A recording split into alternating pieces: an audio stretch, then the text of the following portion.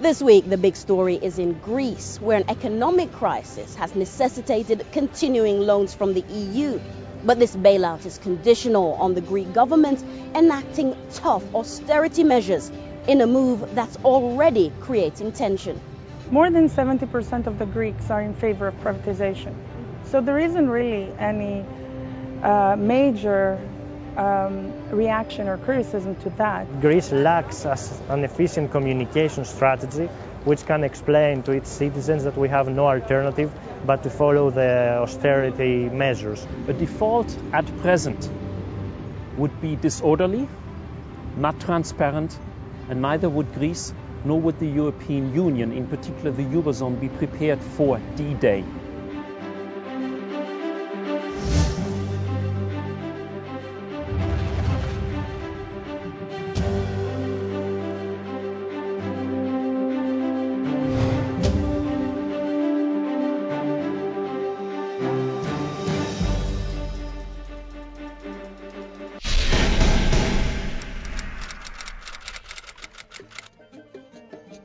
Greece has become synonymous with economic fragility due to the impact its own precarious financial position could have on the rest of the Eurozone.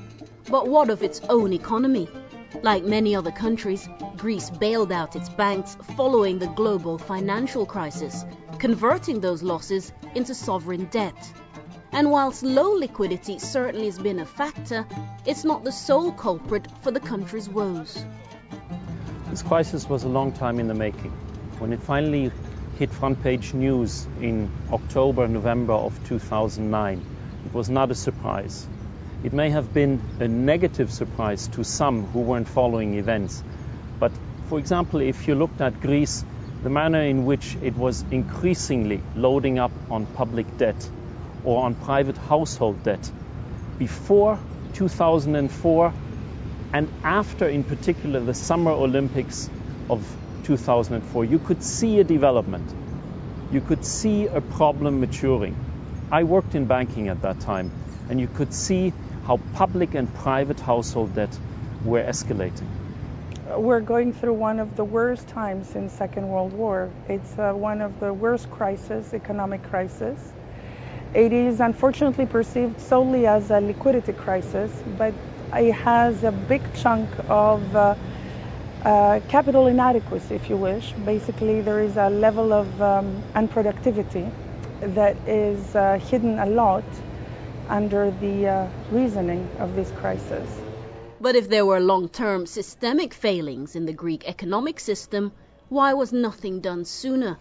This has been something that's been happening for decades. Loose and reckless kind of abuse of state EU funds and that built up some kind of virtual reality of growth that we saw in the 90s especially. And one of the gripes that the Greeks have in fact today, beyond the obvious kind of rhetoric against the government and the political system, is why didn't you tell us? Why were we not informed of how bad Greece's fiscal situation was? There actually were whistleblowers. They were people who were reporting to Brussels already back in 2005 and 2006 that the numbers were not correct, that the budget did not account for certain expenditure, for example, in the public sector, in health, in employment of civil servants, that hence you had one part of statistical reporting to Brussels, to Eurostat, the statistical agency of the Commission, and on the other hand you had various levels of expenditure which just didn't feature. These whistleblowers were neither listened to here in Athens nor in Brussels. Any kind of talk, in fact, that was heard from politicians that, you know, the financial situation is not very good, was looked upon as you know, just political campaigning, and there wasn't any kind of real reason to believe that these warnings that were sounded by some politicians, some bankers, some experts, were not really real, because the general impression that was given was that, okay, fine, we've been in tight spots before, but we can persevere. Now, whose fault is it? It's irrelevant, really, because it doesn't really help at all. It's the structure of the economy per se, the structure of the modern Greek state that has been rather bureaucratically put together. And anytime there has been suggestions for improvements, we end up having patches and more patches. Of course, it reaches a point where these irregularities were not that clear and obvious. They were hidden very well, as long as we had a lot of European Union funding coming in, and later on when we had very low interest rates, so liquidity was rather high. But the moment liquidity became more difficult to get, the hidden elements started showing up. So we start noticing exactly our big problems more and more, and they become a bigger issue. In 2010, Greece was left with no other choice but to accept a €110 billion loan from the EU. But what is this paying for? It's basically a loan that allows the country to have liquidity in order to be able to keep on functioning, paying its bills and its wages and service utilities and other, public goods and services. And it allows the country to have a breathing space while it does its structural reforms that I tried to describe before. While it simplifies the judiciary, while it simplifies doing business in the country, while it secures better property rights for real estate and other assets. So while we have all this, the loan is allowing for that breathing space. And it's an important piece, and it's very important that we did receive that loan a year ago. You talk about this famous memorandum. What are some of the terms and conditions of Greek borrowing this money?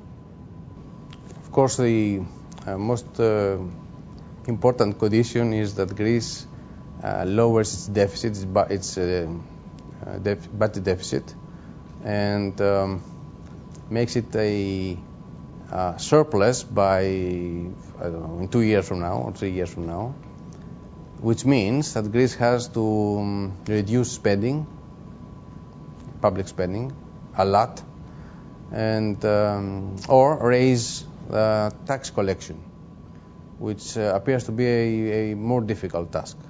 So it means that there will be public employees laid off, which is very hard for the society, for the people. Just a year after accepting this loan, the Greek government is being forced to sell off national assets in an extensive privatization program. The IMF now dictates that €50 billion must be raised through this scheme over the next 3 years if Greece is to have any hope of paying its debt. You talk about Greece having to sell off some of its national assets. What do you think of this privatization project, and what do you think of its scale? I think the privatization project is something, there's no issue of you agree or you don't agree. When we see it every day in our personal finances, when you're in a jam, you're going to have to sell something, you like it or you don't like it, it's got to go. I think Greece finds itself in the exact same situation, and it will have to sell. It's unfortunate that it hasn't already done so. It would have helped bring down the debt figures much easier. But the fact that it will do so is a given. The question is, will it be able to deliver as fast as the European Union and the IMF wants it to? There have been very, very strict timetables set up, namely that there is one privatization that has to take place per week. That is feasibly impossible. Hasteful privatizations and just selling things without purpose in a panic isn't good. This fire sales, they call it, it's not what we're supposed to do with the assets of this country. But privatizations, when they will bring more competitive markets, they will bring jobs, they will bring efficiency, of course, very welcome. Everything is put on sale, but it's put on sale at 20 or 25% of the stock exchange value of 3 years ago, before the crisis. This holds for the shares of the telecom company, for the electricity company, etc., etc. So everything is just sold off at unbelievably cheap prices to be bought up by European multinationals and also Greek multinationals. For those assets that don't have a secondary market, they don't have a market price, this price should be determined by second and third parties that are consultants to this kind of process, and they are renowned for doing a good job in this. As far as assets that are market, they have market prices, more market is market. If you want to sell now and your market price is low, you have to sell low. That means your prospects are poor, and if you have to sell, you have to sell. If we are privatizing, what do we do with the revenue? Is this only in order to pay back our debt? Or should we not use it for something else? For example, at least part of the privatization revenue to use it for investment, to try and stimulate the economy, to look at how can we, for example, bring young people back into jobs through training programs, vocational training in particular. So there's also an issue about if we only privatize in order to pay the debt, many people will not accept that. They are actually asking, do more with it, be more innovative with it. Give us an incentive, an investment perspective that also tells us it's worth staying here in Greece. There have been several surveys out there. More than 70% of the Greeks are in favor of privatization. So there isn't really any major reaction or criticism to that. There are unions that are opposing to it, and the unions are within those entities that are to be privatized. So you hear probably those views stronger than you hear the views of your average Greek down the road. The various tax rises and public sector cuts that the government has already implemented are making life difficult for the Greek people. Many feel this cure is worse than the disease. Δεύτερον, δεν πίστηκα και δεν πιστεύω ότι με αυτούς τους όρους μπορεί η Ελλάδα να αντιμετωπίσει μακροπρόθεσμα αυτό το δημόσιο χρέος. Δεν είναι μέτρα που μπορούν να δώσουν μια αναπτυξιακή πνοή στην κοινωνία και στην οικονομία. Are the austerity measures justified? They're necessary. Justification, I doubt it.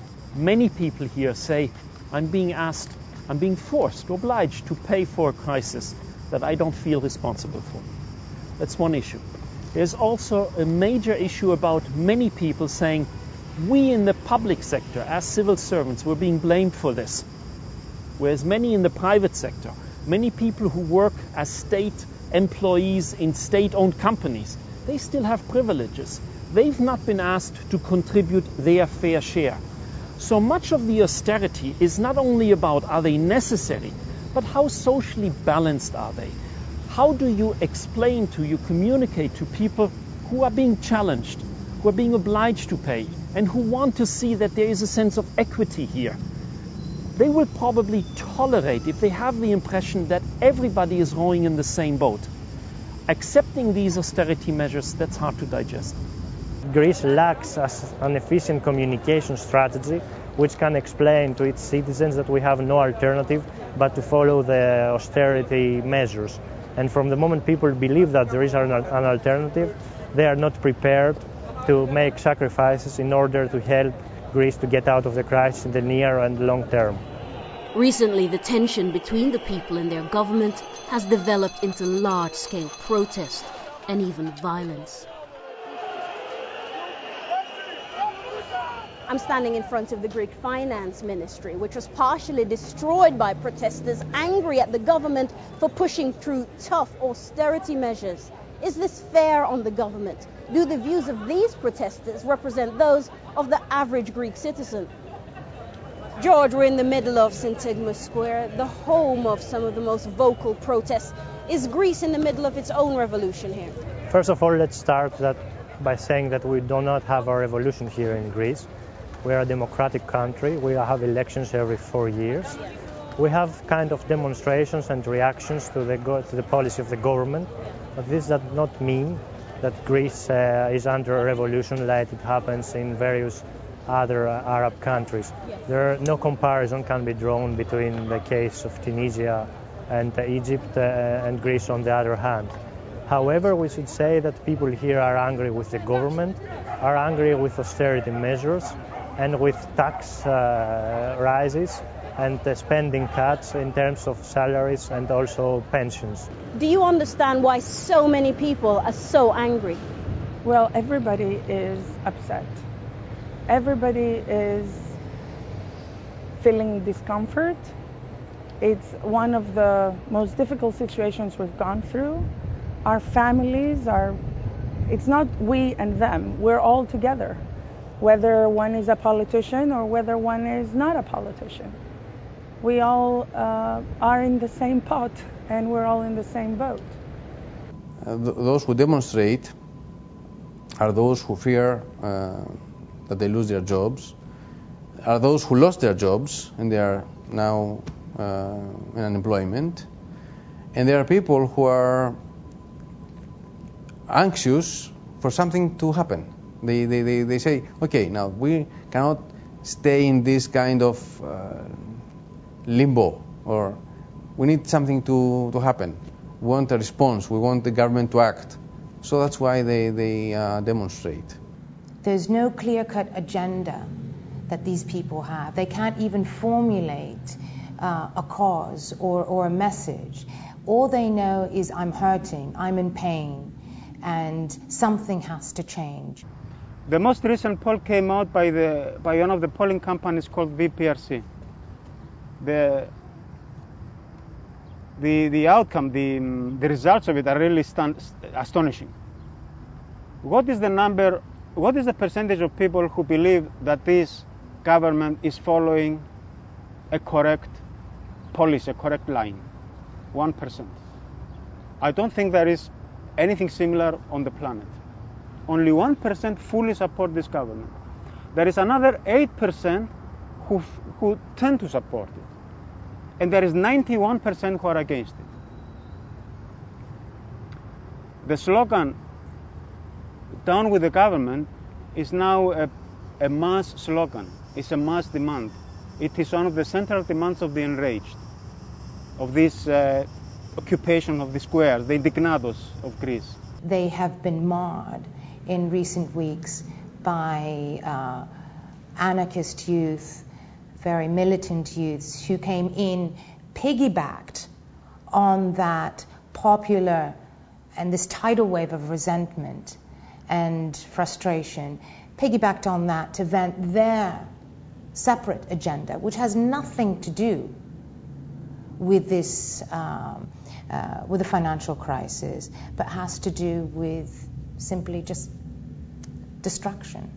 A very big percentage of these rioters is it's police agents. So it's the secret police inside this movement, and also with some groups of people who believe in violence as an end in itself. We entirely disagree with them.